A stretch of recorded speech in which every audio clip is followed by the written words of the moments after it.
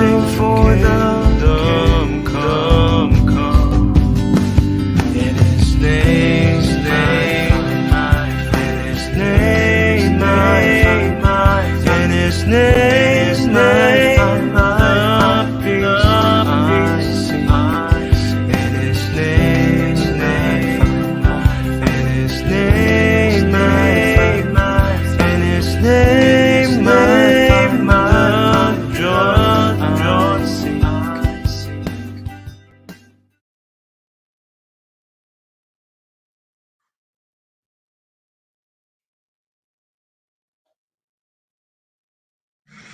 Ya, salam semua, kembali lagi kita di hari Senin yang selalu ceria ya, karena kita ditemani oleh pastor kita ya, yaitu Pastor Setio yang akan melaksanakan webinar learning ya di Zoom kita kali ini.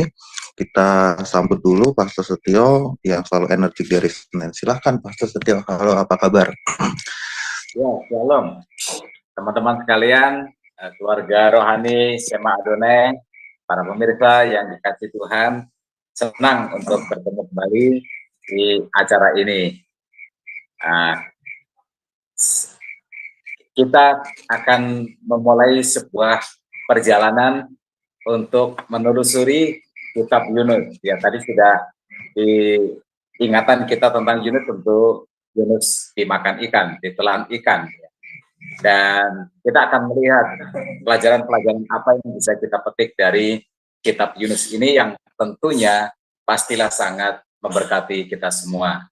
Ya, demikian Bro Agus, biar minggu ini kita mulai dengan dengan Senin yang ceria dan dengan pelajaran dari kitab Yunus ini. Silakan Bro Agus. Ya, terima kasih Pak Setio. Ini kita dimasuk ke edisi baru ya. Setelah kemarin kita upload udah selesai, kali ini kita masuk ke series berikutnya, yaitu kitab Yunus atau Yonah ya. Dan kali ini temanya adalah Tuhan memanggilmu, terima atau tidak ya. Kalau kita ada panggilan tuh biasanya ada accept or decline ya gitu Pastor ya. Ya, seperti itu. Apakah kita menerima panggilan tersebut atau kita decline panggilan tersebut. Oke, sebelumnya kita akan buka terlebih dahulu profil singkat dari beliau. Silakan Sister Aling.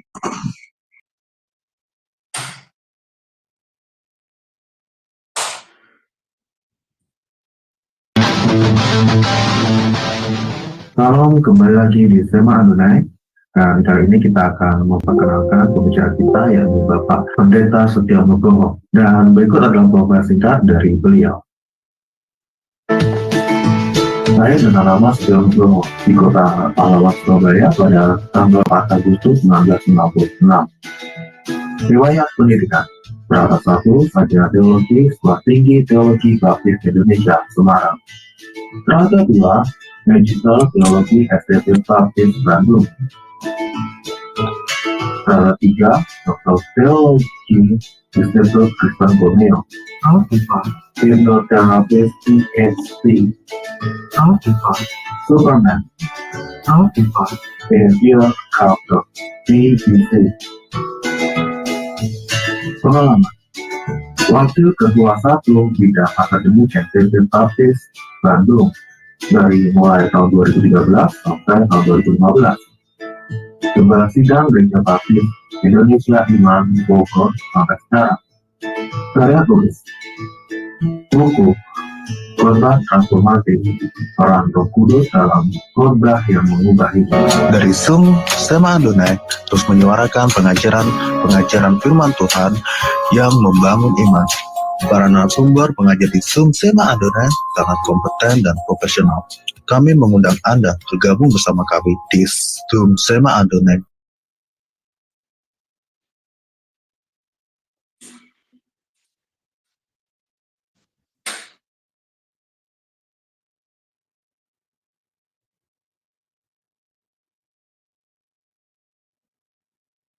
Ya, terima kasih untuk profil singkat dari beliau. Tapi sebelumnya kita akan buka terlebih dahulu dengan doa ya. Sister Christine, mohon kesediaannya untuk membuka dalam doa. Terima kasih Bro Agus. Sebelum kita memulai pengajaran firman pada malam hari ini yang dibawakan oleh Pastor Setio, kita akan berdoa terlebih dahulu. Mari kita bersatu dalam doa. Puji syukur kami panjatkan kehadirat-Mu ya Bapa atas semua berkat kasih karunia-Mu yang telah Engkau berikan kepada kami sepanjang satu hari ini. Dan pada malam hari ini Tuhan, yang sudah merupakan rutinitas kami, Tuhan Yesus, Engkau berkati kami Tuhan Yesus dalam pengajaran firman-Mu pada malam hari ini Tuhan Yesus. Biarlah Engkau mengurapi Pastor Setia Tuhan dalam memberikan pengajaran firman-Mu Tuhan Yesus. Kau berkati juga Tuhan Yesus kehidupan beliau hari demi hari, keluarganya, anak dan istrinya Tuhan, demikian juga pelayanannya. Demikian juga Tuhan Yesus, Kau berkati kami, orang-orang yang menerima berkat pengajaran firman Tuhan Yesus, agar kami mampu menerima ini Tuhan Yesus, dan menjadikan rema dalam kehidupan kami, menjadi teladan bagi kehidupan kami, dan memakai itu dalam kehidupan kami.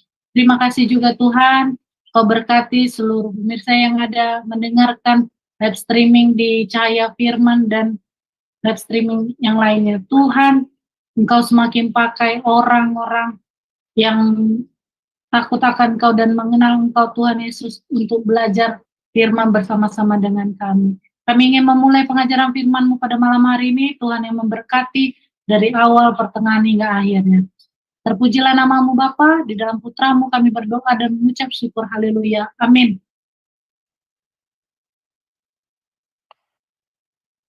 Amin, terima kasih Sister Christine ya.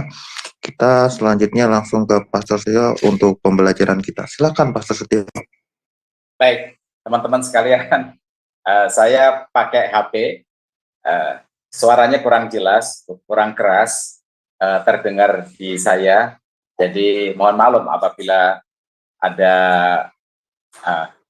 sedikit gangguan, ya, karena dari hari Sabtu saya belum kembali ke rumah. Saya pergi dari rumah, ada pelayanan di kota lain, dan saya tidak membawa laptop ya, saya hanya membawa iPad dan membawa HP saja.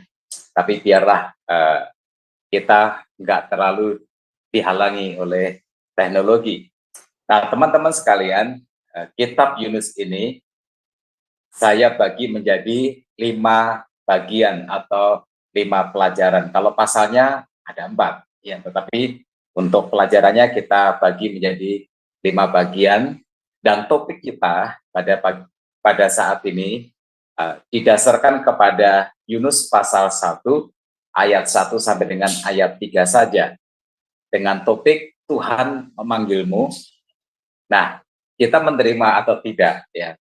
Ketika Tuhan memanggil kita menerima atau kita menolaknya. Nah, ketika mendengar nama Yunus, secara otomatis atau naluriah, tentu ini yang sudah menjadi Kristen ya, kita diingatkan kepada cerita Yunus yang dimakan ikan, atau Yunus yang berada di perut ikan.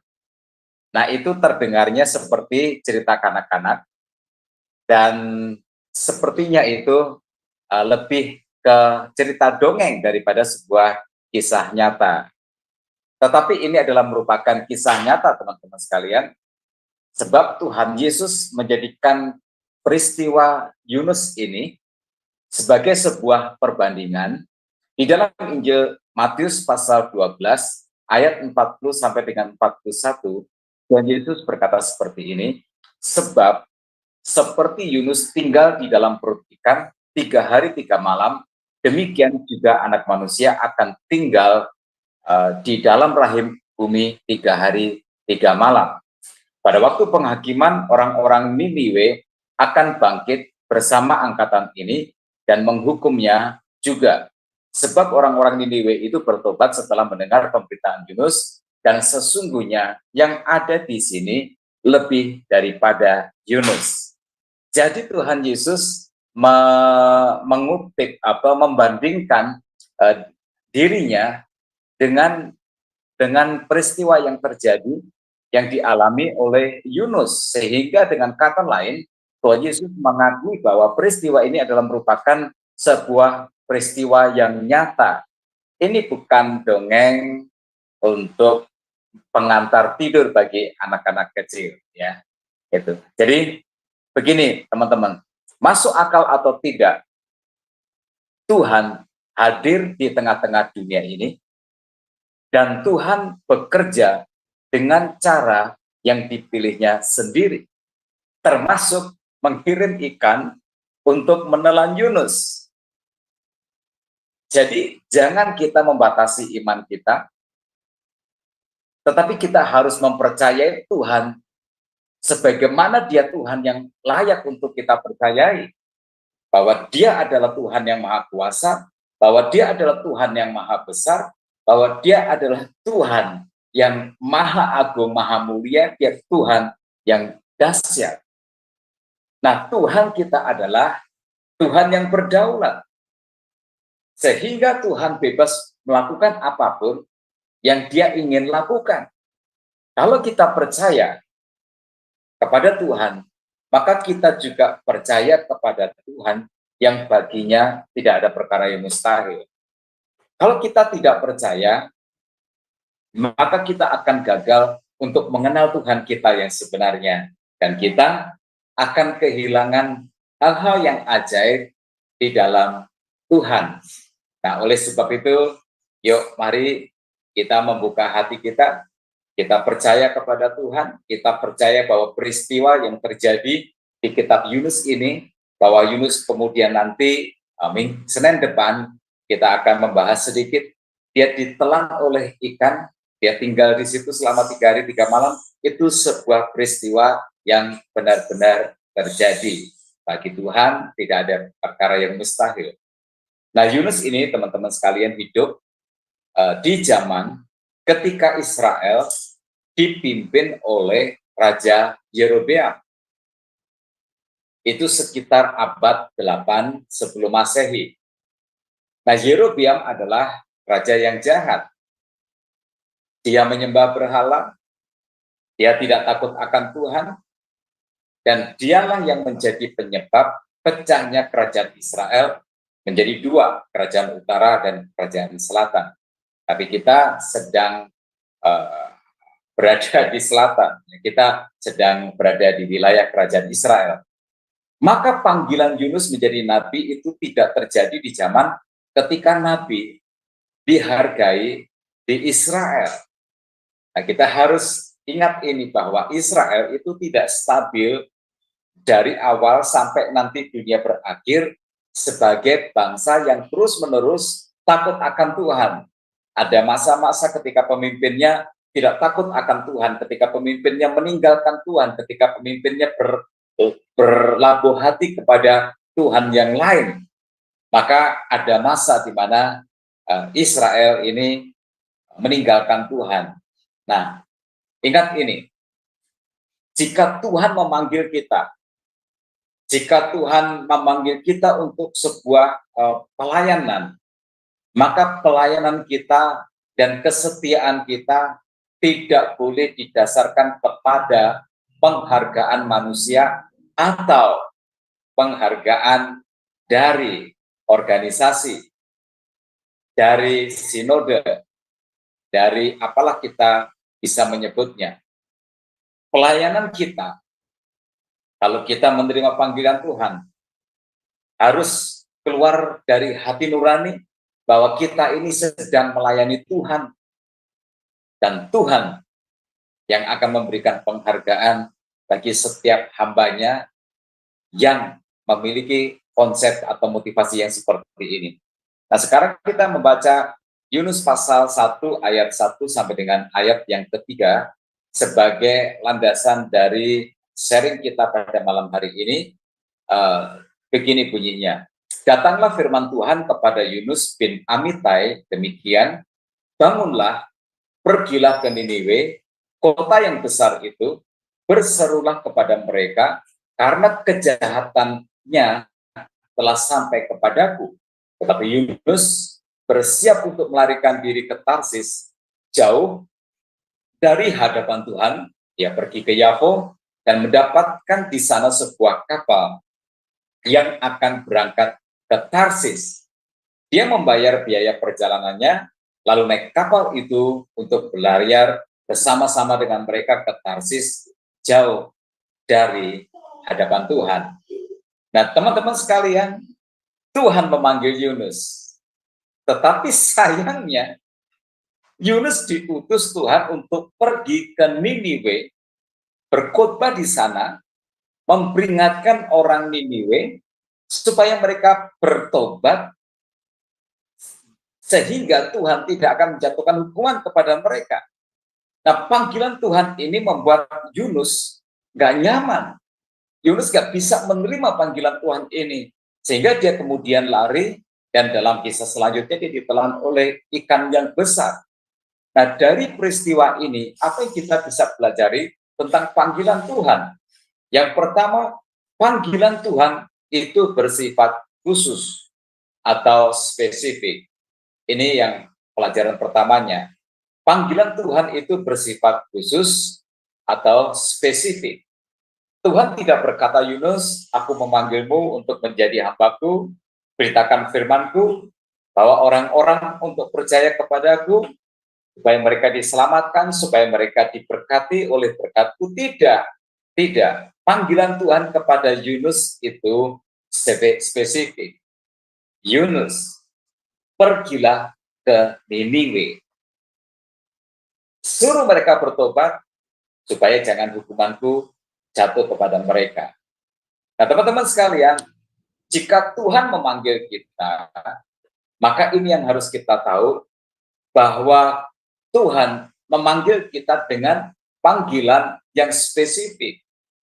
Kalau Tuhan menghendaki kita melayani, maka pelayanan yang Tuhan ingin kita lakukan adalah merupakan pelayanan yang spesifik.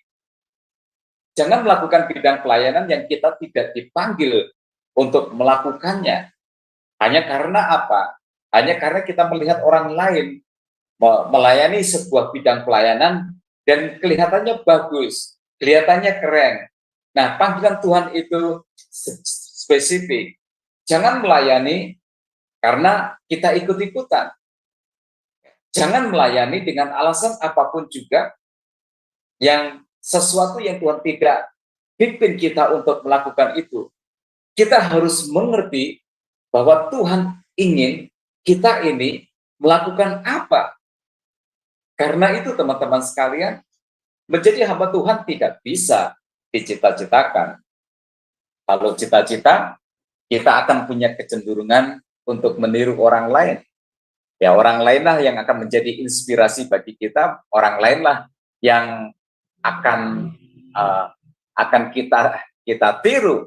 Ya, panggilan Tuhan itu adalah sebuah panggilan yang spesifik, sehingga saya punya teman, dia luar biasa dengan pengalamannya, wawasannya, tingkat pendidikannya yang tinggi. Dia terpanggil melayani Tuhan di mana coba? Di Papua. Karena saya berteman dengan dia dan pernah saya ditolong beliau ketika mau berangkat ke Thailand. Jadi saya menjadi teman Facebooknya dia juga. Dan saya kadang-kadang melihat postingan dia, bagaimana dia pergi dari satu wilayah, dari wilayah pedalaman ke wilayah pedalaman yang lain. Luar biasa sekali. Sementara dia punya anak yang harus dia bertanggung jawab untuk menghidupi anak-anaknya dan juga untuk menyekolahkan anak-anaknya. Tapi dia mengerti, dia diberi hati oleh Tuhan. Dia bisa mendefinisikan panggilan hidupnya, bahwa Tuhan mengutus dia untuk pergi ke Papua. Saya juga punya murid yang begitu dia mau lulus, dia sudah menemukan panggilannya. Ketika kami berkunjung, dia sedang dipersiapkan oleh sebuah yayasan yang nanti akan mengutus dia. Apa yang dia katakan kepada kami? Dia terpanggil hatinya untuk pergi ke pedalaman, dan pedalaman itu adalah pedalaman Papua. Dia mengambil bidang pendidikan dan dia rindu untuk mengabdikan ilmunya, untuk membangun SDM anak-anak di sana supaya anak-anak Papua di pedalaman itu memperoleh pendidikan yang semestinya. Jadi panggilan itu yang asli adalah panggilan yang spesifik. Maka kadang-kadang saya melihat kalau ada orang lain memperlakukan panggilan itu seperti orang bekerja di kantor atau orang berkarir di manalah seperti itu, selalu berpindah-pindah demi mengejar posisi, sehingga dari waktu ke waktu karirnya semakin hari semakin naik, semakin tahun semakin naik. Nah, teman-teman sekalian, yuk kita sekarang melihat diri kita sendiri. Ketika kita dipanggil Tuhan, apakah kita memahami, menyadari bahwa kita dipanggil Tuhan secara spesifik? Saya pernah mendapatkan cerita dari senior kami di STBI Semarang. Luar biasa sekali. Setiap kali weekend, dia pergi ke kolong jembatan. Mengapa? Di sana dia berbicara kepada orang-orang yang tinggal di kolong jembatan itu. Dia memberitakan Injil, dia bersaksi kepada mereka, dia mencoba untuk menyentuh hati mereka. Dan ketika dia menjadi orang yang satu-satunya melakukan itu, luar biasa. Semua yang sekolah teologi itu, apa yang dipikirkannya adalah bahwa nanti dia akan berkarir di gereja. Syukur-syukur gereja itu adalah gereja kota, dan syukur-syukur gereja itu adalah gereja yang besar, sehingga kehidupannya terjamin dan dia tampak seperti seorang yang hamba Tuhan yang terhormat, yang disegani, yang ya begitulah. Tapi senior saya ini dengan setia dia datang ke setiap kolong jembatan dan dia bersaksi kepada orang-orang yang tinggal di sana. Orang ini adalah orang yang menemukan bahwa Tuhan memanggil dia secara spesifik ke situ. Jadi kalau begitu teman-teman sekalian, yuk mari kita renungkan kembali. Mari kita melihat, memeriksa diri kita sendiri. Mari kita mengingat-ingat waktu kita dipanggil Tuhan dulu. Tuhan menaruh ke dalam hati kita sebuah beban apa untuk kita melakukan. Itu yang pertama. Panggilan Tuhan itu spesifik. Seperti Yunus dipanggil ke Niniwe, maka demikian pula kita dipanggil oleh Tuhan untuk sebuah tugas pelayanan yang spesifik, yang khusus. Jangan khawatir bahwa kita akan menjadi berbeda dengan orang lain. Tuhan yang punya rencana dalam kehidupan kita. Lalu kemudian yang kedua, teman-teman sekalian, panggilan Tuhan itu kadang-kadang tidak sesuai dengan keinginan hati kita. Ya, panggilan Tuhan itu kadang-kadang tidak sesuai dengan keinginan hati kita. Yunus diutus Tuhan untuk pergi ke Niniwe, dan dia nggak ingin dia pergi ke sana. Itu sama sekali nggak sesuai dengan harapan dia, dengan keinginan hati dia. Nah, pertanyaannya adalah mengapa? Saya menemukan 3 alasan. Alasan yang pertama, Niniwe adalah ibu kota kerajaan Asyur. Memangnya kenapa kalau dengan ibu kota kerajaan Asyur? Asyur itu menyembah berhala. Tetapi yang utama adalah Asyur itu adalah musuh Israel. Dalam catatan sejarah, Asyur beberapa kali berperang dengan Israel, bahkan mengalahkan Israel, lalu kemudian menawan penduduk-penduduknya. Jadi di mata Israel, Asyur adalah bangsa yang jahat, maka setiap musuh umat pilihan Tuhan adalah musuh Tuhan. Jadi mengapakah Yunus harus pergi ke Niniwe? Panggilan Tuhan ini jauh dari keinginan hati Yunus. Yunus bisa memberi banyak alasan mengapa sebaiknya tidak pergi ke Niniwe. Niniwe itu bukan sebuah pilihan atau pengutusan yang tepat. Dalam peperangan, tentara Asyur membunuhi setiap laki-laki Israel dan anak-anaknya, dan kemudian wanitanya ditawan. Mungkin juga diperkosa, yang namanya perang, siapa yang tahu? Siapa yang bisa mengontrol situasi apa yang sedang terjadi? Kemudian harta kekayaannya dirampas, dan dalam posisi sebagai pihak yang kalah, maka Israel harus membayar upeti kepada Asyur. Itu sesuatu yang menjadi beban ekonomi bagi Israel, bagi rakyat Israel. Yunus punya sejuta alasan untuk membenci Asyur. Tidak ada tempat bagi Niniwe di hati Yunus. Tetapi Tuhan mengutus Yunus untuk pergi ke sana. Jadi panggilan Tuhan itu tidak sesuai dengan keinginan hati Yunus. Nah, teman-teman, kita harus siap bahwa ketika Tuhan memanggil kita untuk sebuah tugas pelayanan, itu nggak selalu menyenangkan hati kita. Nggak selalu sesuai dengan selera kita, ekspektasi kita, harapan kita, atau keinginan hati kita. Lalu kemudian kita melihat alasan yang kedua, mengapa Niniwe itu jauh dari keinginan hati Yunus. Yunus adalah orang Israel sejati, hamba Tuhan Israel, nabi bagi Israel. Dia dipanggil dan diutus untuk menjadi nabi bagi bangsanya. Setidak-tidaknya itulah dia menyerahkan dirinya kepada Tuhan. Dia mau melayani bangsanya, memberitakan firman Tuhan untuk bangsanya, mendoakan bagi kesejahteraan bangsanya, memperingatkan jika bangsa ini menyimpang dari Tuhan.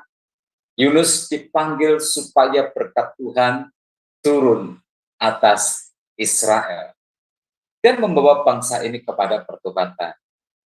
Nah, semua itu kan indah. Jadi mengapakah Yunus harus pergi ke Niniwe? Ada dua masalah menurut saya di sini. Yang pertama, zona nyaman. Ya, melayani di bangsa sendiri itu enak kita. Ya, kita sudah mengerti kultur masyarakatnya, kita mengenal orang-orangnya, kita tahu harus berbuat apa, kita tahu harus bagaimana. Ya, itu membuat kalau kita melayani di lingkungan kita sendiri, maka ada sebuah perasaan yang nyaman. Kalau dalam bahasa sekarang bagaimana? Semuanya aman. Semuanya aman. Tapi bisa jadi ini adalah masalah nasionalisme yang sempit. Mengapa Tuhan mesti memberkati Niniwe? Mengapa Tuhan mesti memperingatkan Niniwe? Dan bila Niniwe nanti bertobat, maka kasih Tuhan turun atas Niniwe. Nah, teman-teman sekalian, masalah nasionalisme yang sempit ini, saya merasa ini menjadi alasan mengapa Yunus enggan untuk pergi ke Niniwe. Saya pernah mendapat tugas untuk mengelola sekolah. Ya. Di profil yang ditayangkan itu enggak tampak bahwa saya pernah jadi ketua STT. Saya pernah jadi ketua STT. Cuman ketika saya ditanya tentang waktu-waktunya, saya lupa. Saya jawab seingat saya. Dan sebagai ketua STT, saya memiliki masalah dalam tanda kutip. Masalahnya apa? Masalahnya begini.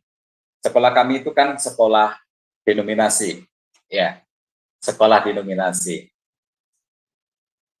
Lulusan sekolah kami itu tidak selalu melayani di lingkungan gereja baptis.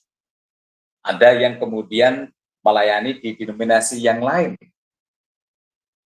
Lalu kemudian dalam rapat-rapat yayasan, saya mendapat teguran.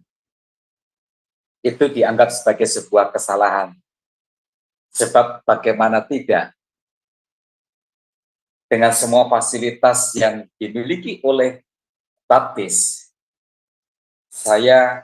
sekolah kami kemudian meluluskan orang yang kemudian melayani di denominasi yang lain. Itu sesuatu yang membuat saya pada waktu itu sedih. Tetapi karena posisi saya sebagai pimpinan lembaga, maka saya harus diam. Setuju, tidak setuju, posisinya ya harus diam, menghargai atasan. Ya, saya selalu menempatkan sebuah hukum bahwa atasan benar atau salah, dia selalu benar. Ya. Bos kan selalu begitu. Ya. Tetapi ada satu alasan lagi yang lain, mengapa Niniwe itu tidak sesuai dengan keinginan hati Yunus. Di pasal 4, kita melompat ke pasal 4, ayat yang kedua, Yunus berkata kepada Tuhan seperti ini, "Ya Tuhan, bukankah telah kukatakan itu ketika aku masih di negeriku?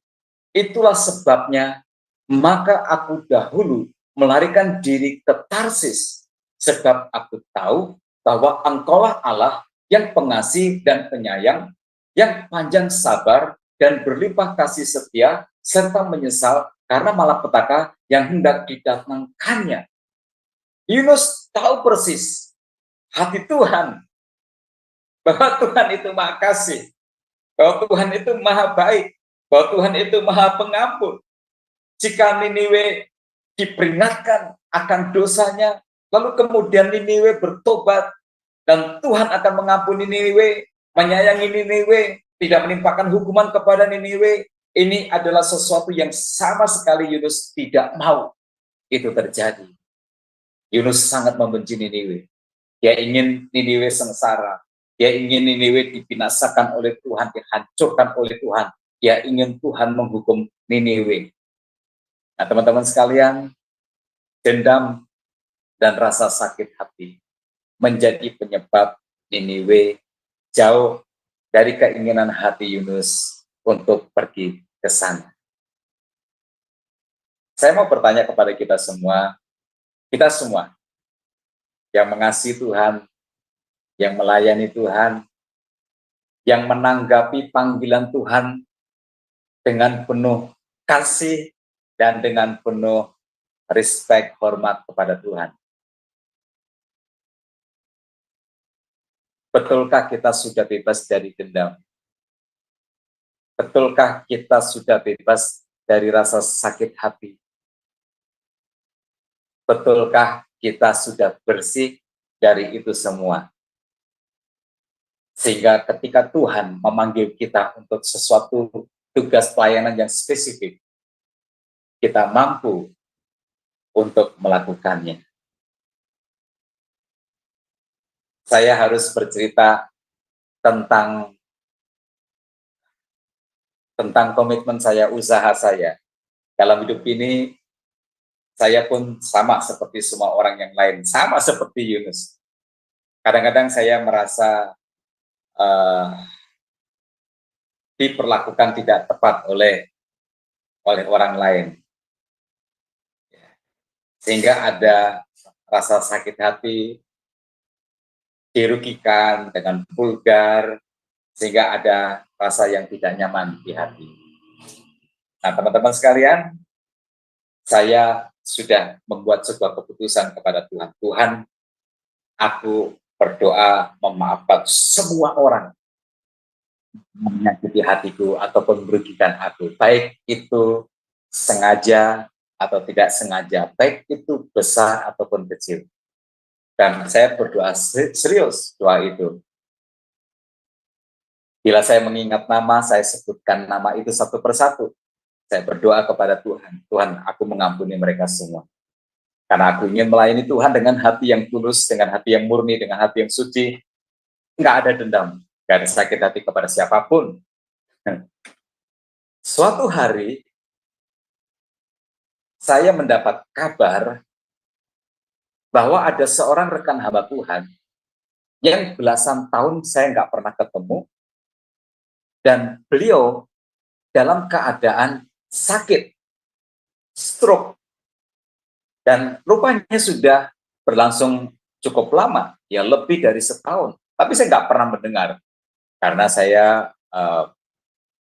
saya bertugas di kota yang lain waktu itu. Jadi,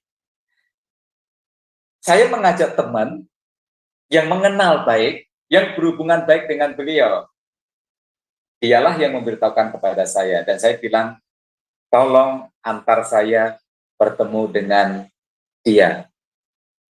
Nah, saudara-saudara, teman-teman sekalian, Tuhan bekerja dengan indah, dengan manis. Kita janjian di tanggal, di jam, di waktu yang sudah ditentukan, dan ketika mau berangkat, dia nelpon saya, Pak, saya lupa rumahnya. Jadi kita harus ketemu teman kita yang lain untuk supaya kita diantar ke hamba Tuhan ini yang sakit ini. Nah, ketika dia menyebutkan nama itu, saudara-saudara, teman-teman, kok saudara-saudara, ketika menyebutkan nama itu adalah sebuah nama yang saya lupa. Saya masih menyimpan rasa tidak nyaman dengan dia atas kecurangan yang dia lakukan. Ya. Waktu itu saya bergelut kepada Tuhan dan berkata, Tuhan, terima kasih. Saya lupa nama ini. Dan saya belum mendoakan dia untuk pengampunan. Sehingga ketika mendengar nama itu, ada sesuatu yang gak enak di hati. Dan puji Tuhan, Tuhan bekerja dengan indahnya. Saya bertemu dengan beliau di rumahnya, dalam keadaan yang baik, yang damai, karena saya sudah terlebih dahulu memaafkannya. Dan kemudian diantar bertemu dengan hamba Tuhan yang sakit itu. Jadi pertanyaan saya adalah begini, apakah kita sudah bebas dari dendam, dari rasa sakit hati? Apa pelajarannya bagi kita?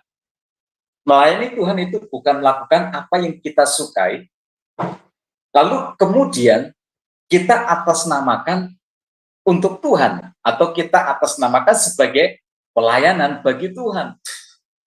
Pelayanan itu melakukan apa yang Tuhan inginkan melalui diri kita.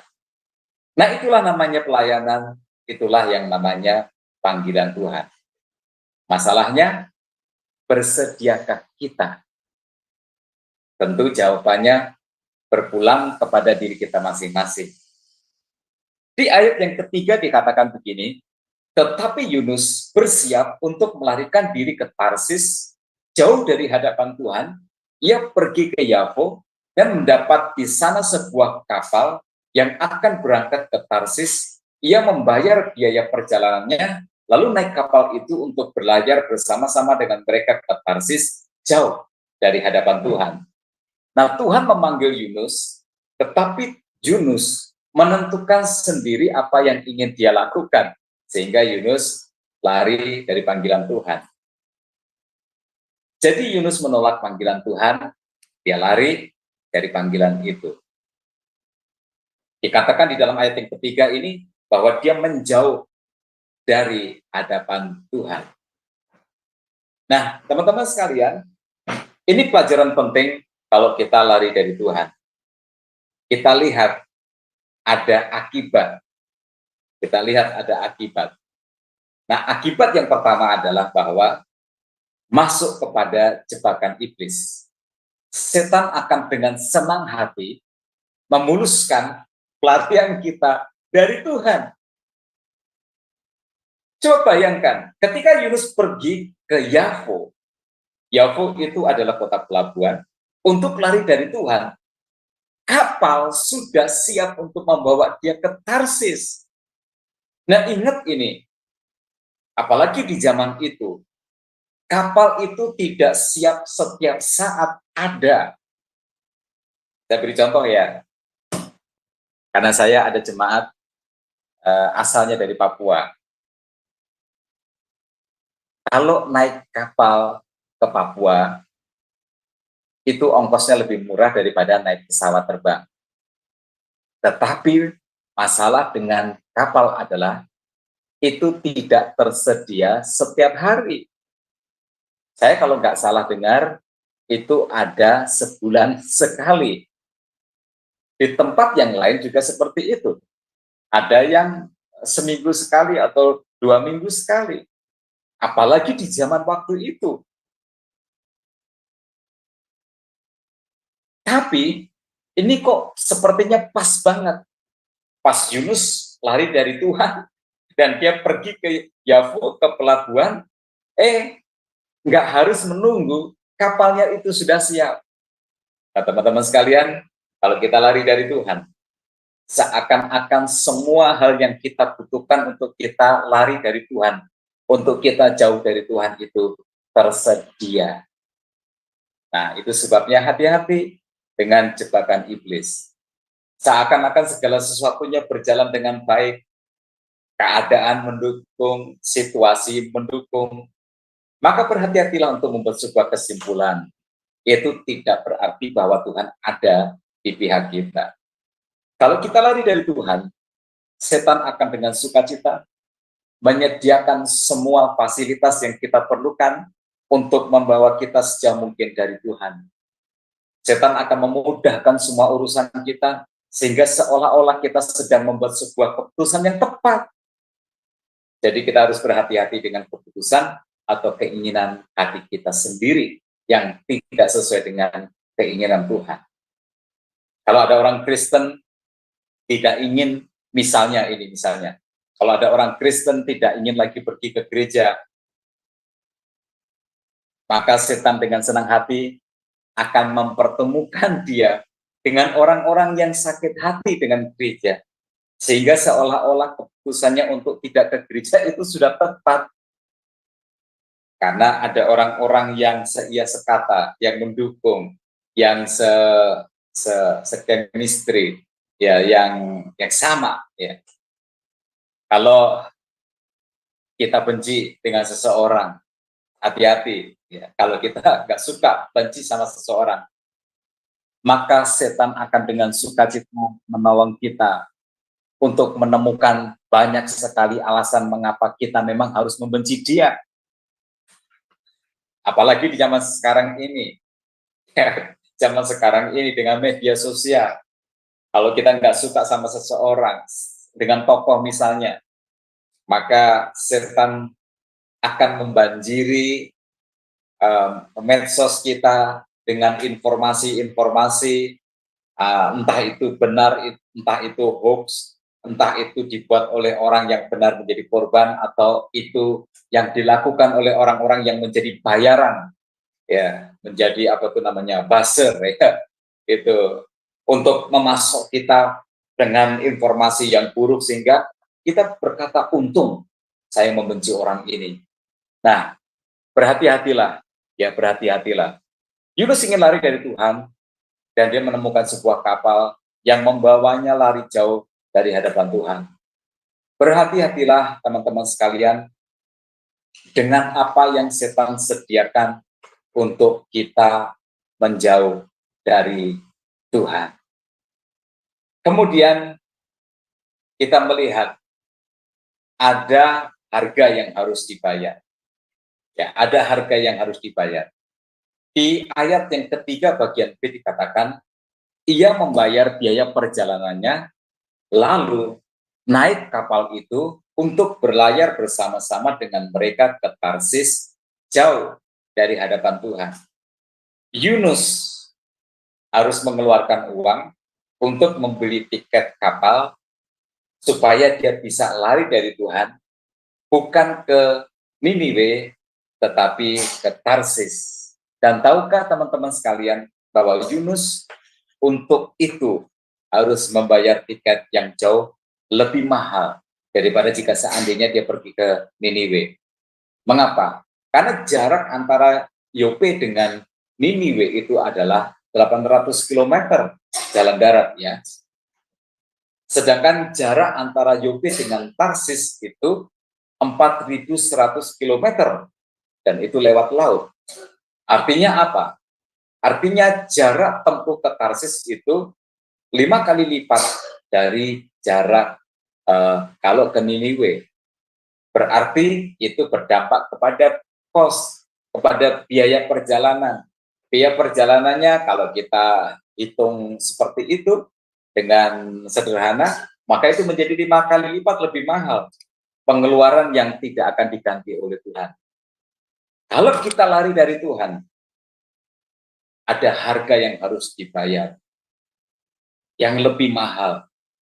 Teman-teman percayalah, kalau kita lari dari Tuhan, ruginya itu jauh lebih banyak. Tetapi tidak hanya uang, kita juga akan kehilangan waktu atau rugi secara waktu. Tarsis itu berlawanan arah dengan Niniwe.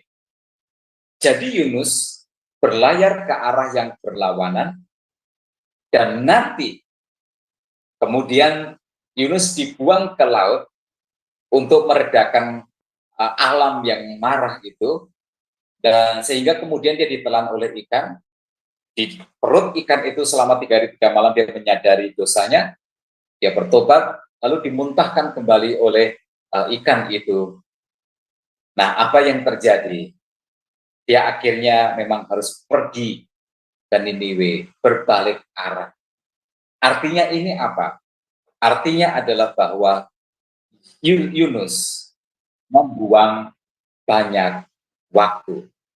Yunus membuang banyak waktu. Teman-teman sekalian, kalau kita lari dari Tuhan, kita akan kehilangan hal-hal yang berharga di dalam hidup ini, dan itu termasuk waktu. Ada orang berkata, kan cuma waktu, Pak. Jangan meremehkan waktu. Waktu itu tidak cuma jam. Waktu itu tidak cuma menit. Waktu itu tidak cuma hari. Tetapi waktu itu juga berarti kesempatan. Kalau kita lari dari Tuhan, kita akan kehilangan banyak kesempatan yang baik di dalam hidup ini. Kesempatan untuk bahagia dengan keluarga, kesempatan untuk bahagia dengan istri, kesempatan untuk bahagia dengan anak-anak, kesempatan untuk kita produktif, kesempatan untuk kita menghasilkan banyak di dalam hidup ini, tapi semua itu terbuang dengan sia-sia. Halo, teman-teman sekalian, kalau Tuhan memanggil kalian, jangan lama-lama mempertimbangkan panggilan itu, jangan buang waktu. Setiap detik itu berharga dalam hidup ini. Bukankah hidup kita di dunia ini sementara, dibatasi oleh Tuhan? Oleh sebab itu, kita seyogianya menggunakan waktu sebaik-baiknya, mengisi waktu kita dengan hal-hal yang penting, yang bernilai kekekalan. Terimalah panggilan Tuhan tanpa harus banyak komplain. Terimalah panggilan Tuhan tanpa harus banyak mempertimbangkan segala sesuatunya. Kemudian kita melihat bahwa Yunus sendirian menempuh perjalanannya dengan kapal menuju Tarsis. Kalau kita lari dari Tuhan, kita akan kehilangan banyak teman, kita akan kehilangan keluarga rohani, kita akan merasa seperti dikucilkan, kita akan merasa seperti dibuang, kita akan merasa seperti tidak diperhatikan, tetapi bukan karena kita yang dikucilkan, tetapi karena kitanya sendirilah yang menjauh dari keluarga rohani kita. Ya,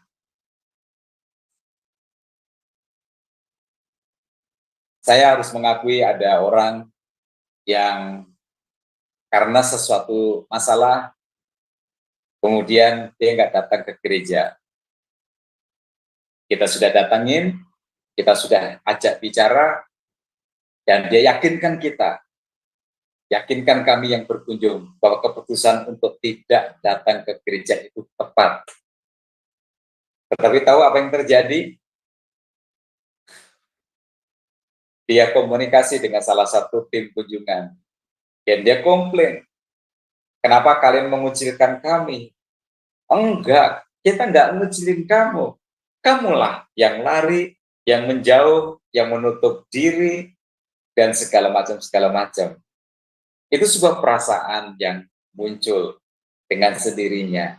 Nah, oleh sebab itu, menjauh dari Tuhan, lari dari panggilan Tuhan itu banyak kerugiannya, dan nggak ada sama sekali manfaat keuntungannya.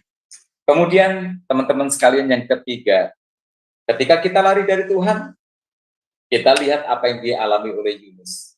Sesuatu yang mengerikan terjadi. Kapal yang ditumpangi Yunus dihantam oleh badai, dihantam oleh angin ribut. Oh, itu sebabnya jangan pernah lari dari Tuhan. Hidupmu, rumah tanggamu, usahamu, bisnismu bisa dihantam oleh badai yang besar. Harga yang harus dibayar akibat lari dari Tuhan itu bisa sangat mahal. Oleh sebab itu teman-teman sekalian, siapapun kalian, saya mengenal atau tidak mengenal, kalian mengenal saya ataupun tidak, dengarkan ini. Jangan meninggalkan Tuhan. Hidupmu bisa dihantam oleh badai. Dan engkau tidak bisa berbuat apa-apa ketika itu terjadi. Harapan kita kan hanya kepada Tuhan. Tetapi justru dari Tuhanlah kita menjawab. Karena itu apa yang harus kita lakukan? Yuk, mari kita belajar taat. Jangan memelihara dendam. Karena pada dasarnya Yunus ini dendam sakit hati kepada Asyur. Sehingga dia tidak mau pergi ke Niniwe. Karena dendam sakit hati, tidak mampu memaafkan, hanya akan menjauhkan kita dari panggilan Tuhan. Membuat kita akhirnya mengambil sebuah keputusan yang salah. Membuat hidup kita bisa hancur. Jadi teman-teman, yuk, mulai dari sekarang, ketika Tuhan memanggil kita, ingat, jangan menolak. Terimalah. Dia tahu apa yang dia lakukan. Ketika Tuhan memanggil kita, jangan merasa, kok saya nggak mampu Tuhan. Tuhan tidak mencari orang yang mampu, tetapi Tuhan mencari orang yang mau. Ketika Tuhan memanggil kita, jangan berkata, Tuhan, nggak bisa. Saya pasti nggak mampu untuk melakukannya. Teman-teman sekalian, Tuhan tidak pernah salah memilih seseorang untuk dipanggil melayani Dia. Baik, pesan ini untuk kita semua. Baik mereka yang dipanggil untuk menjadi hamba Tuhan, maupun mereka secara khusus ya, maupun mereka yang dipanggil untuk melayani Tuhan di dalam keseharian kehidupan mereka. Karena itu, saya pesan untuk kita semua, bila Tuhan memanggilmu, terimalah. Ada anugerah besar yang mengiringi setiap langkah kehidupan kita. Terima kasih, Tuhan Yesus memberkati. Saya kembalikan kepada Bro Agus sebagai moderator.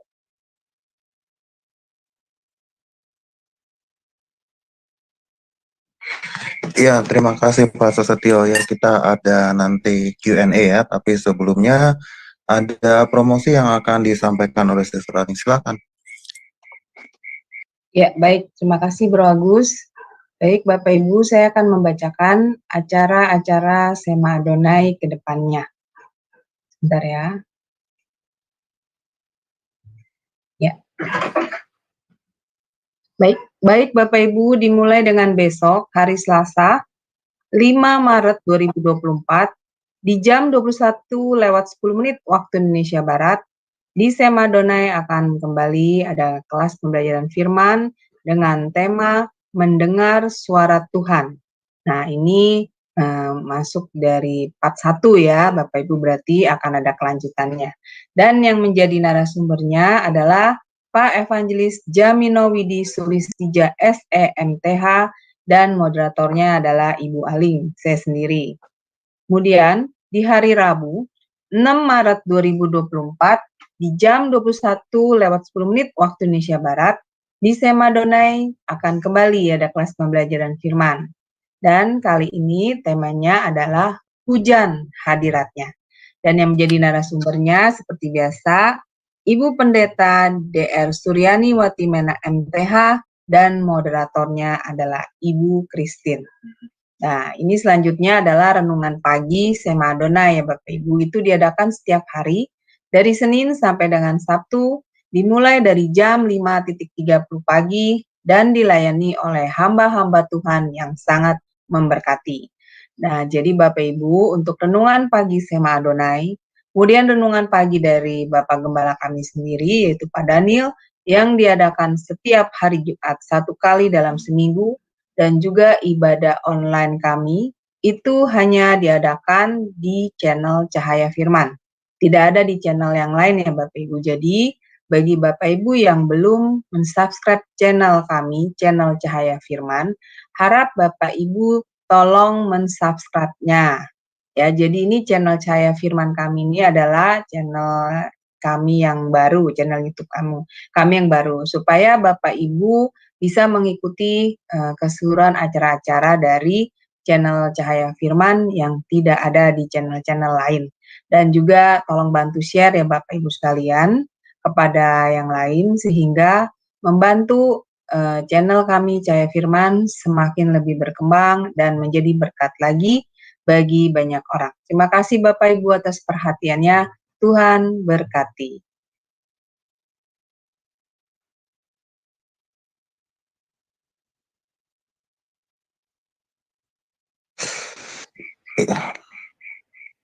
Ya, terima kasih Sister Aling ya atas tadi promosi acara kita.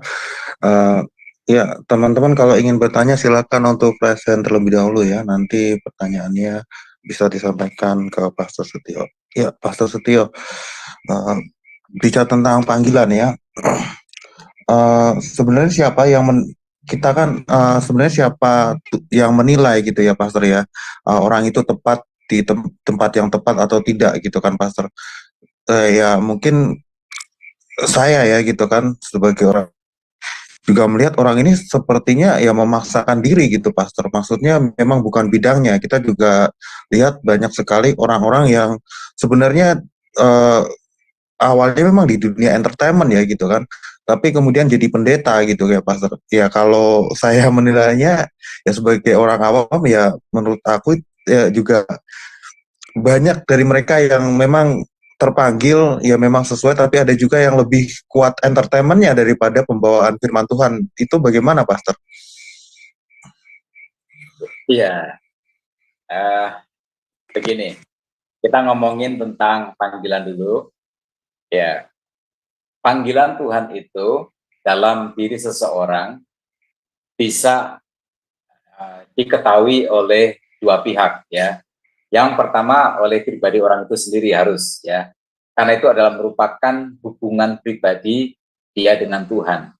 Jadi seseorang bisa berkata begini, saya merasa Tuhan memanggil saya, menghendaki saya untuk menjadi hambanya. Bila dia misalnya sudah bekerja, nah dia bisa berkata bahwa saya mendapat dorongan hati untuk melepaskan pekerjaan saya dan kemudian melayani Tuhan. Itu. Tetapi bisa juga orang lain atau hamba Tuhan lain yang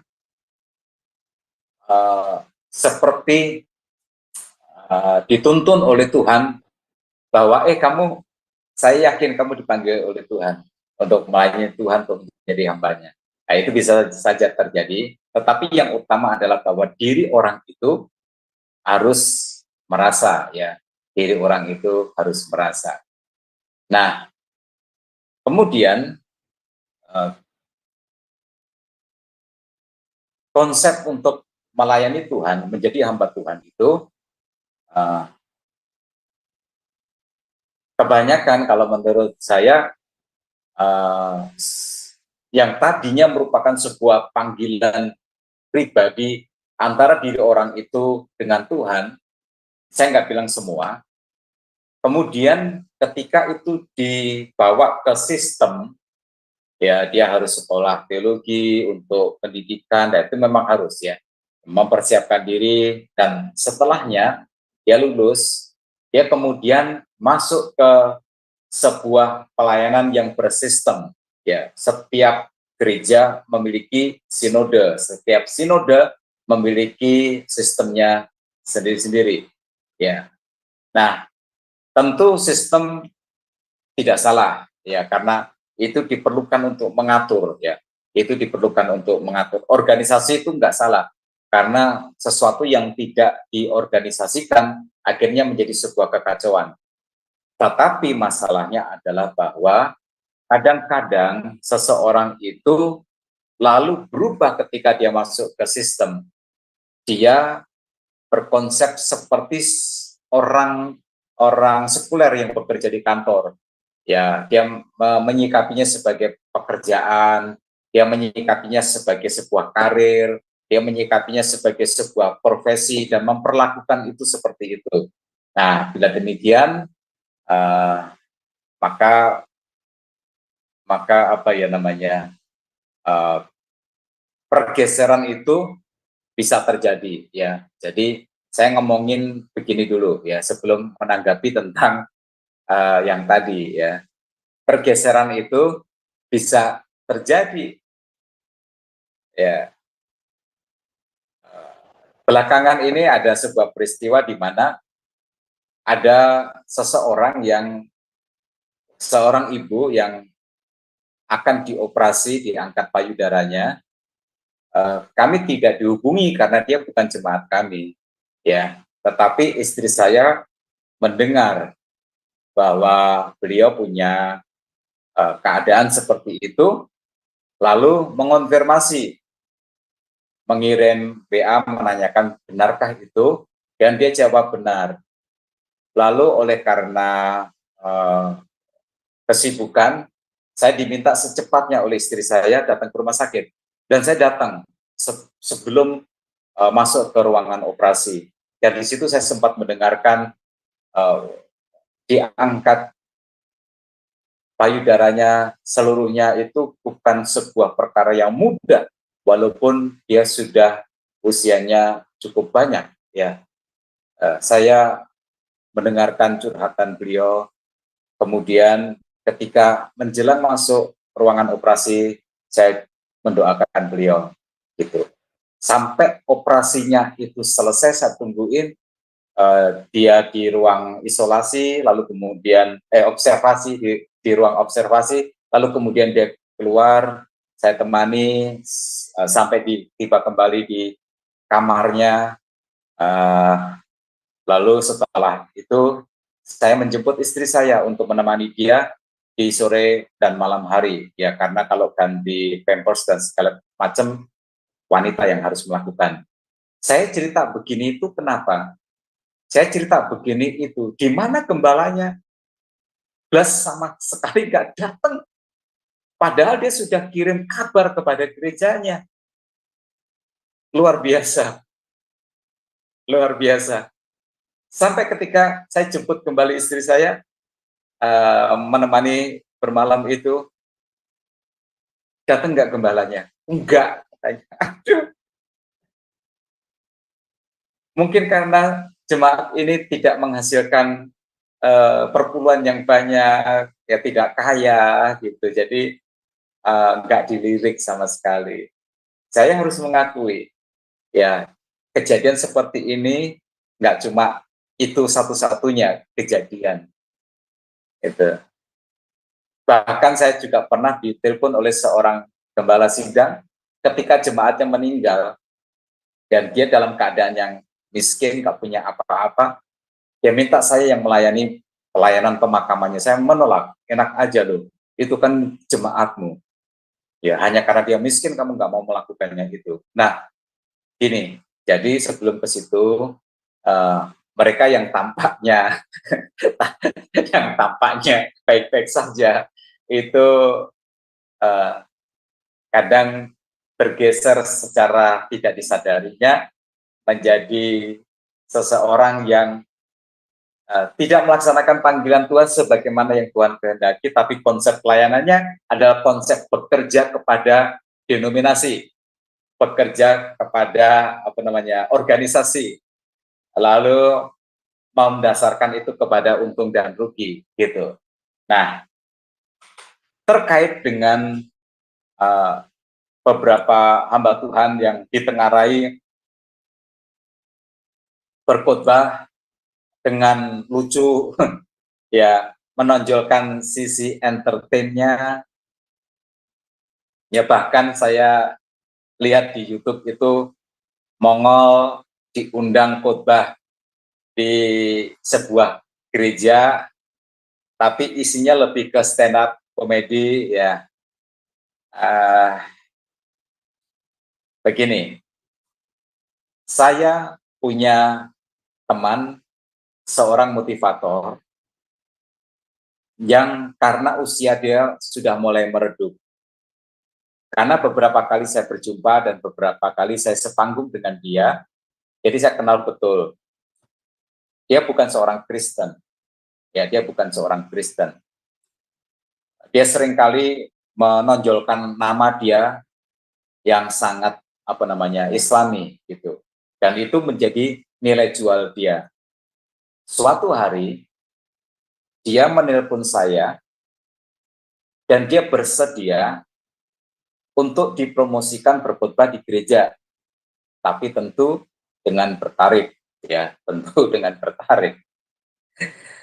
Tarif dia itu sebagai pembicara motivasi sekitar 30-40-an juta, ya. Tapi kalau di gereja mungkin dia bisa turun sedikit menjadi 20 juta. Tapi saya nggak mau, ya, saya nggak mau. Mengapa? Kristenmu nggak jelas. Kamu melakukan itu karena pasarmu sudah mulai meredup terkait dengan usiamu yang sudah semakin tua, gitu. Kamu menjadikan gereja itu sebagai ladang, lahan untuk kamu mencari uang. Gitu. Saya percaya ketika kamu berdiri di mimbar, kamu bicara, orang akan terpukau. Ya, karena kamu memang seorang motivator. Kamu hebat di dalam public speaking. Saya tahu persis, kamu luar biasa. Tetapi saya tidak mau. Padahal dia itu menawari saya sekian persen akan saya terima dari setiap job yang dia terima itu. Nah, jadi kalau begitu dengan contoh-contoh itu tadi, orang-orang yang dalam berkhotbah menyampaikan firman Tuhan lebih menonjolkan sisi entertainnya saja, melihat pelayanan mimbar itu bukan sebagai sarana untuk dia melayani Tuhan, memenuhi panggilan Tuhan, menyampaikan firman Tuhan, mengajar, membangun, kalau perlu menegur. Tapi itu sebagai sarana untuk dia mencari uang. Lagi-lagi saya ingatkan, ada sebuah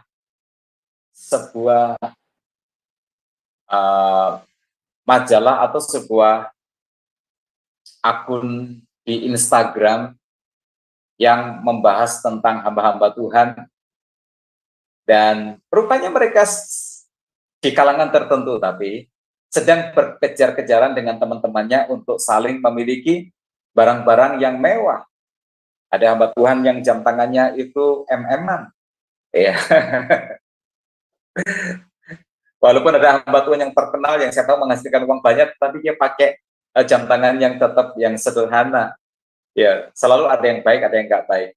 Nah, begitu kira-kira peta yang terjadi pada saat ini, bahwa nggak semua, saya percaya, nggak semua orang menghayati bahwa dia menerima panggilan Tuhan itu untuk melakukan apa yang Tuhan kehendaki.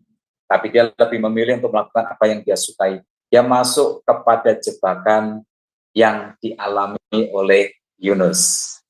Ya, Jonah traps, ya, itu istilah kita sendiri, ya. Jebakan Yunus, ya. Masuk kepada jebakan Yunus, dia mau melayani bila itu sesuai dengan konsepnya dia sendiri. Ya, itu tentu patut untuk disayangkan, dan kita berharap kita semakin ditolong. Saya pun juga dijaga oleh Tuhan untuk tidak melakukan apa yang saya sukai, tetapi melakukan apa yang Tuhan kehendaki, apapun resikonya. Itu demikian Bro Agus. Ya, terima kasih Pastor. Ya, tadi Pastor juga menyinggung tentang theological seminary ya gitu kan, di mana sekolah teologi itu ya memang ada pengkhususan ya Pastor ya, dari gereja sendiri-sendiri ya, masing-masing denominasi itu memang membatasi gitu kan, agar supaya orang lain juga agar supaya apa namanya, doktrinnya itu juga tetap terjaga gitu kan Pastor. Ya mungkin kalau di Indonesia mungkin nggak terlalu banyak kekristenannya ya, kita mungkin kekristenannya mungkin masih kekristenan yang semuanya mainstream gitu ya. Maksudnya mainstream yang saya maksud adalah semua masih mengacu pada Nicene Creed gitu ya Pastor. Tapi kan kalau kita lihat di Amerika atau mungkin di belahan dunia lain gitu kan, banyak juga gitu kan yang membuka seminari itu malah bukan yang Nicene Creed gitu kan, yang bukan mainstream. Itu bagaimana gitu Pastor? Apakah seandainya di Indonesia kan juga bisa jadi kacau itu Pastor? Seminari-seminari yang seperti itu Pastor. Ya, silakan Pak. Ya, baik. Memang secara undang-undang ya, setiap orang yang berkemampuan untuk mendirikan sebuah lembaga pendidikan, termasuk teologi ya, itu juga ada undang-undangnya Bro Agus. Saya pernah membuat proposal terkait dengan lembaga pendidikan yang kami dirikan, tapi itu bukan tentang teologi, tapi tentang pengembangan sumber daya manusia ya, itu. Dan keikutsertaan masyarakat dalam pendirian sekolah itu ada undang-undang yang membolehkan ya, yang membolehkan, karena semua kalau dibebankan kepada pemerintah atau Kementerian Pendidikan, maka negara nggak sanggup untuk memenuhi kebutuhan pendidikan rakyatnya, sehingga ada undang-undang yang mengizinkan masyarakat berpartisipasi bikin sekolah. Jadi secara undang-undang tentu boleh siapapun mendirikan sekolah teologi ya, mendirikan sekolah teologi. Saya pernah diminta untuk membantu, tapi ini zaman dahulu kala, diminta untuk membantu mengajar sebuah sekolah teologi yang kampus nggak punya,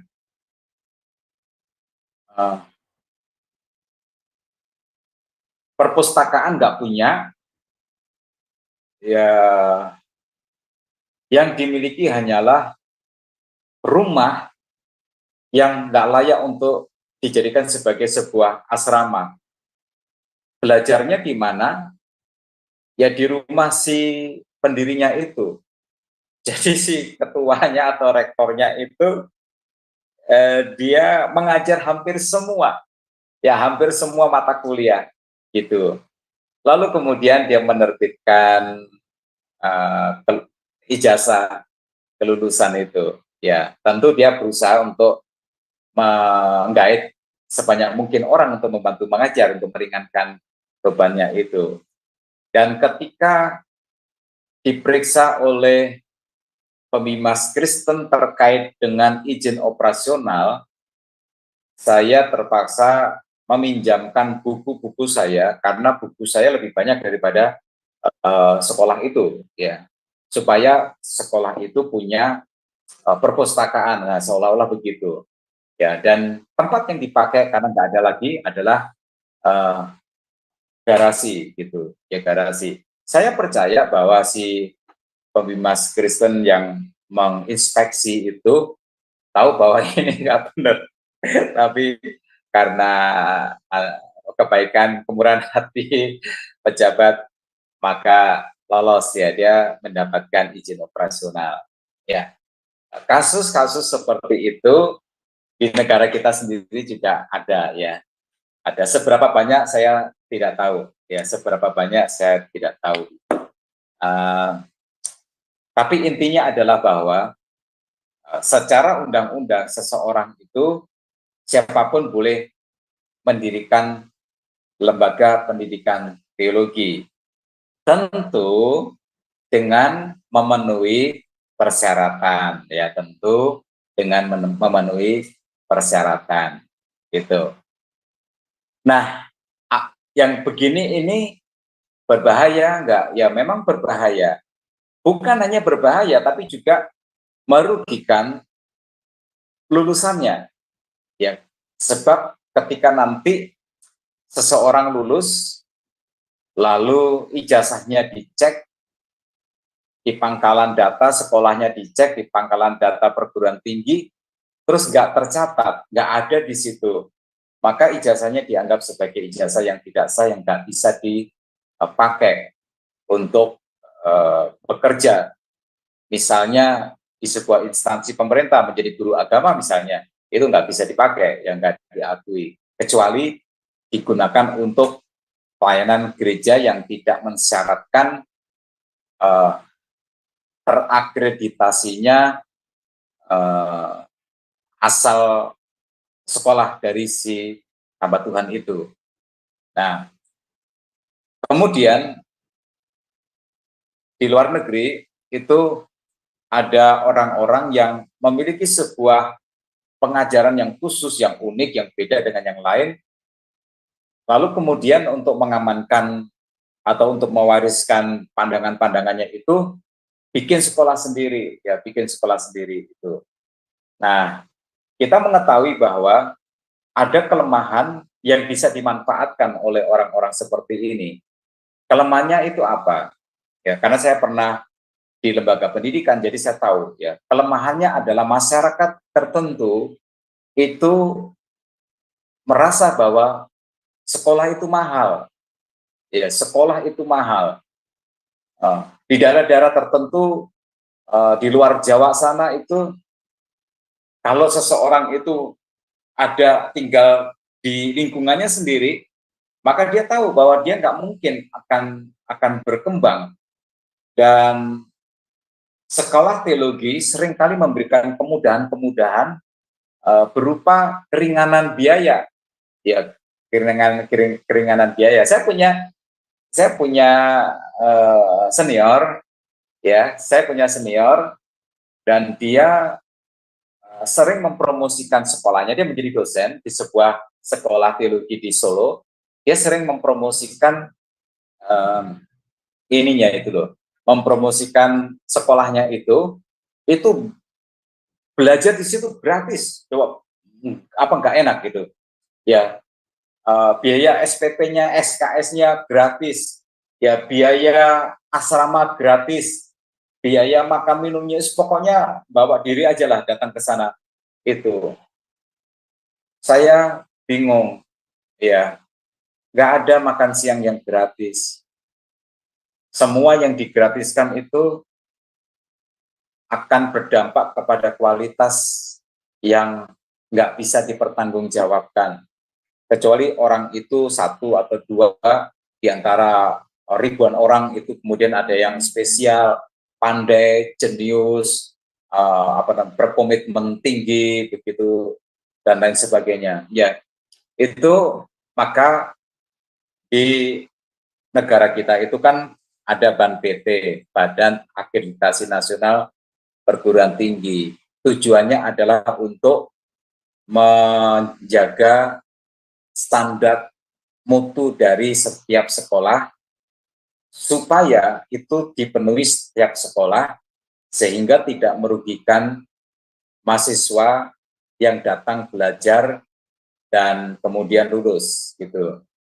Jadi begitu Bro Agus, kita kalau melihat ada sekolah teologi yang biayanya mahal, kok sekolah teologi mahal, itu biasanya akan berdampak kepada kualitas. Jadi juga jangan kita cela.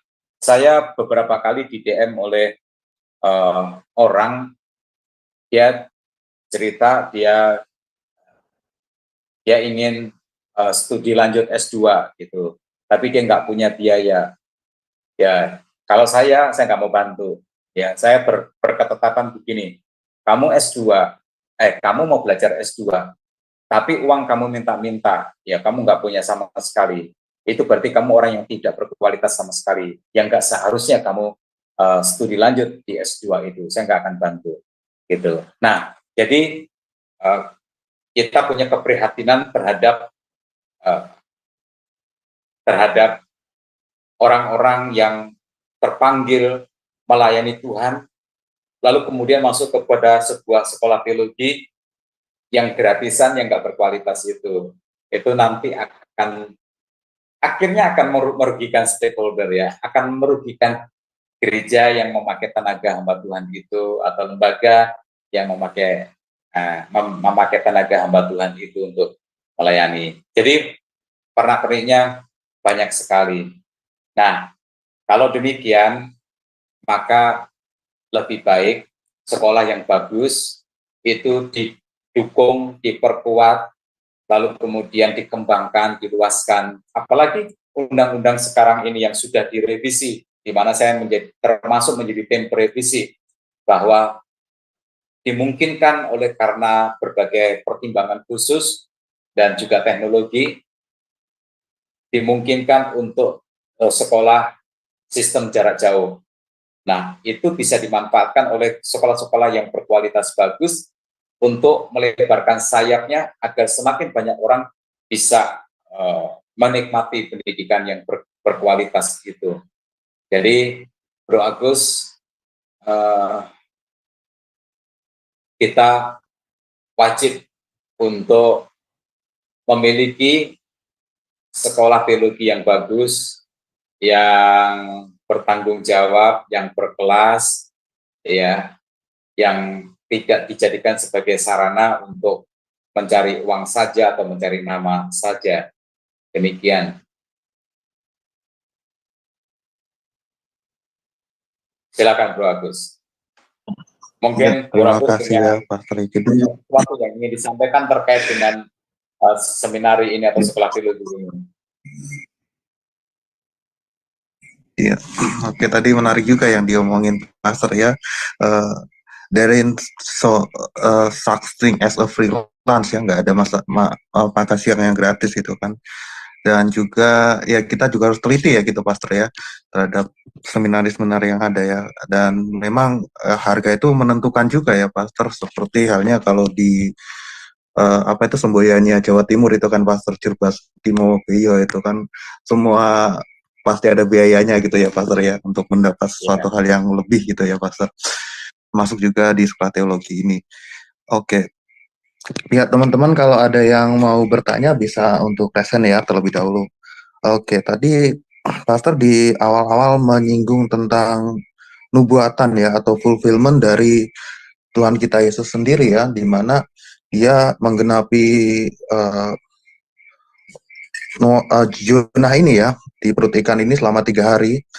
Yunus ini kemudian yang sering itu ya Pastor ya, orang-orang yang tidak beragama lah gitu kan, atau ateis atau yang bilang agnostis atau apa yang zaman-zaman sekarang kan sering mengkaitkan Yesus itu dengan mitos-mitos lama gitu kan.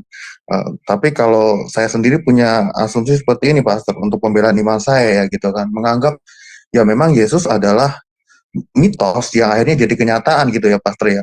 Ya mungkin seperti halnya kalau disamakan dengan Dionysius dari mitologi Yunani yang bisa mengubah air jadi anggur, kemudian ada yang dari Egypt itu, yang dari Mesir orang mati bisa bangkit itu kan. Ya, Yesus adalah penggemaran dari semua itu, dari semua mitos-mitos itu gitu, Pastor. Tapi apakah kata mitos ini juga bisa disematkan gitu kan? Karena ketabuhan dengan kata mitos ini seperti apa sih sebenarnya gitu, Pastor, untuk menyikapi hal ini tentang mitos itu? Apakah memang layak digunakan atau bagaimana dalam bahasa teologi gitu, Pastor? Silakan, Pak. Iya,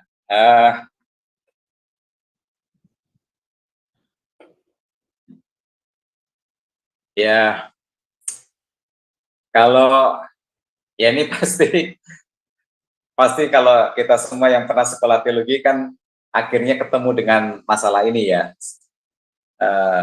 Sebab salah satu teolog Jerman yang namanya Rudolf Bultmann itu, dialah yang mempopulerkan teori demitologisasi, ya demitologisasi.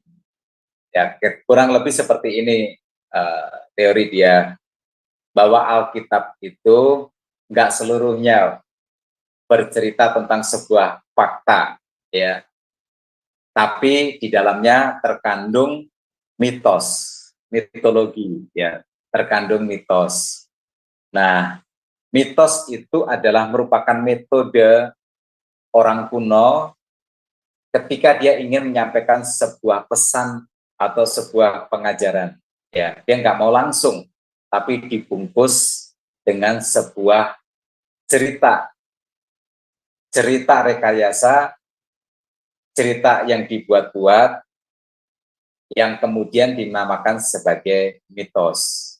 Maka Rudolf Bultmann berpendapat tugas setiap sarjana Alkitab, sarjana teologi, adalah membaca Alkitab lalu kemudian melihat mana yang fakta dan mana yang mitos. Nah, terkait dengan mitos-mitos itu, maka mitos itu harus dikeluarkan dari dalam Alkitab. Sehingga yang tersisa adalah cerita yang benar-benar merupakan fakta atau kebenaran. Nah, itu yang kemudian diistilahkan dengan demitologisasi. Ya, demitologisasi. Melepaskan dan membuang, mencopot hal-hal yang dianggap mitos. Nah, salah satu yang yang cukup menarik itu adalah kisah tentang Tuhan Yesus memberi makan 5.000 orang, laki-laki saja, nggak terhitung perempuan dan anak-anak, dengan 5 roti dan 2 ekor ikan. Ya. Penganut teologi yang mengatakan bahwa itu adalah mitos, berkata bahwa mujizat itu tidak benar-benar terjadi. Tidak ada pelipat gandaan 5 roti dan 2 ekor ikan itu menjadi cukup untuk 5.000 orang. Maka itu dijelaskan dalam penjelasan yang masuk akal bila didekati dengan teori psikologi. Jadi, ketika waktu tiba makan bersama-sama, nggak ada makanan. Nggak ada makanan. Tetapi kemudian ada seorang anak kecil yang mempersembahkan bekal makanannya 5 roti dan 2 ekor ikan. Dan itu disaksikan oleh semua orang. Sehingga hati mereka menjadi sangat malu, terpukul. Kalau seorang anak kecil punya kerelaan hati seperti itu, kenapa yang dewasa kok pelit? Sehingga akhirnya kemudian dengan penyesalan dan malu, masing-masing orang mengeluarkan bekalnya itu. Maka semua orang memiliki makanan yang berlimpah-limpah sampai sisa 12 keranjang. Nah, itu gara-gara mitos, maksudnya gara-gara teori demitologisasi. Nah, jadi waktu saya mendengar kata mitos ini, saya secara naluriah akan berpikir, mitos itu apa dong? Mitos itu apa? Mitos itu adalah sebuah cerita, entahkah itu berasal dari fakta peristiwa nyata ataupun tidak. Dia dikatakan mitos sebab dia tidak bisa divalidasi tentang kebenarannya, bahwa itu peristiwa yang benar-benar terjadi atau tidak. Lah, nggak ada yang namanya mitos, adalah cerita yang dihasilkan di abad 21 ini. Nggak ada yang namanya sebuah mitos berasal dari sebuah cerita yang diciptakan di tahun 2023. Nggak ada. Tetapi itu ditulis atau itu dihasilkan oleh cerita dari mulut ke mulut yang umurnya itu ribuan tahun atau ratusan tahun. Nah, ingatlah Di masa itu, mana ada catatan, mana ada dokumentasi bahwa ini benar terjadi, lalu kemudian seperti yang dilakukan oleh Josephus itu loh, ya, dia mendokumentasikan peristiwa-peristiwa penting yang terjadi di Israel. Nggak ada, kan zaman ribuan tahun yang lalu, tradisinya itu kan tradisi lisan. Sebuah peristiwa itu benar nggak benar, nggak ada upaya untuk merekod atau untuk mendokumentasikan sebagai sebuah kebenaran, sebagai sebuah fakta sejarah itu. Jadi peristiwa itu benar terjadi atau tidak terjadi, karena itu merupakan tradisi lisan, maka dunia modern menyebutnya sebagai mitos. Itu karena nggak bisa divalidasi benar nggak benernya itu. Nah, kalau begitu, apa yang dibilang mitos itu mesti nggak benar terjadi. Berdasarkan itu enggak. Mungkin ada yang cerita yang dikarang-karang dalam rangka mengajar anak-anak kecil, dan mungkin memang ada sebuah kisah nyata yang juga digunakan sebagai sebuah alat untuk mengajar kepada anak kecil atau orang lain. Nah, maka keyakinan saya begini, Bro Agus. Apakah mitos itu selalu dongeng? Enggak juga. Saya percaya tidak. Ya, ada yang benar dan ada yang tidak benar. Terus kemudian terkait dengan Alkitab. Alkitab itu jelas membedakan. Ada memang pengajaran dalam Alkitab yang berupa perumpamaan. Namanya juga perumpamaan. Tapi ada sesuatu peristiwa yang tidak dibilang itu sebagai sebuah perumpamaan. Walaupun tampak aneh, walaupun tidak masuk akal. Misal, Tuhan Yesus berjalan di atas air. Yunus ditelan ikan besar dan kemudian tinggal di dalamnya selama 3 hari 3 malam. Selamat, dimuntahkan, dia masih hidup. Ya, dalam hidup ini laut merah dibelah menjadi 2. Ya, itu saya percaya itu bukan mitos.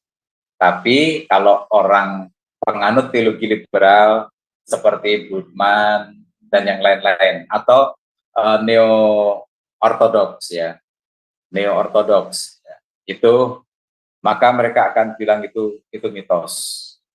Itu cara orang zaman dahulu kala mengajar sebuah kebenaran melalui sebuah kisah. Nah, tapi tidak, saya bukan penganut teologi liberal atau neo-ortodoks, saya orang Protestan. Saya katakan, bila Alkitab tidak mengatakan itu sebagai sebuah perumpamaan, maka kisah itu benar-benar terjadi. Begitu, Bro Agus. Iya, terima kasih Pastor, dan juga tadi menyinggung masalah Flavius Josephus ya, dan kita juga lihat sebagai seorang Kristen ya, kita mungkin bisa cross check kebenaran keberadaan dari Tuhan kita Yesus Kristus itu di bumi juga salah satu untuk cross check ya, selain 4 Injil, tapi untuk yang buku luarnya kan kita bisa ngambil source-nya dari Flavius Josephus dan juga Tacitus ya Pastor ya, untuk cross check ya, meskipun itu bukan Alkitab ya. Ya, mungkin teman-teman juga bisa baca-baca gitu ya Pastor ya, untuk referensi bahwasanya iman kita itu berdasarkan bukan hanya kata secara de jure, tapi juga de factonya ada gitu ya Pastor ya, kebenaran tentang Sang Firman yang jadi manusia tersebut ya Pastor ya. Oke. Karena mungkin nggak ada lagi yang bertanya dan kita udah di penghujung waktu, mungkin Pastor bisa kasih kesimpulan dan doanya. Silakan Pastor. Baik, teman-teman sekalian, peristiwa Yunus ditelan ikan itu bukan sebuah dongeng, itu bukan sebuah mitos, itu sebuah peristiwa sejarah yang diakui oleh Tuhan Yesus dan dipinjamnya sebagai sebuah alat untuk menggambarkan, menjelaskan tentang dirinya yang akan mati di atas kayu salib menebus dosa manusia, dikuburkan selama 3 hari 3 malam, tapi bangkit kembali pada hari yang ketiga, mengalahkan maut dan memberikan keselamatan bagi kita semua. Nah, begini, untuk kita semua yang menyadari, merasakan panggilan Tuhan. Panggilan Tuhan itu spesifik. Maka temukan panggilan Tuhan di dalam kehidupan kita untuk apa kita dipanggil dan bagaimana kita mau melakukan itu. Kemudian yang kedua, bahwa panggilan Tuhan itu kadang tidak sesuai dengan keinginan hati kita. Kita dipanggil untuk melakukan apa yang Tuhan kehendaki, bukan yang kita kehendaki. Kita dipanggil untuk melakukan apa yang Tuhan sukai, bukan apa yang kita sukai. Oleh sebab itu, bila kita harus membersihkan diri dari segala motivasi hati kita, yuk kita bersihkan diri. Ada yang menonjol dari Yunus adalah dendam, sakit hati kepada orang-orang Niniwe atau orang-orang Asyur.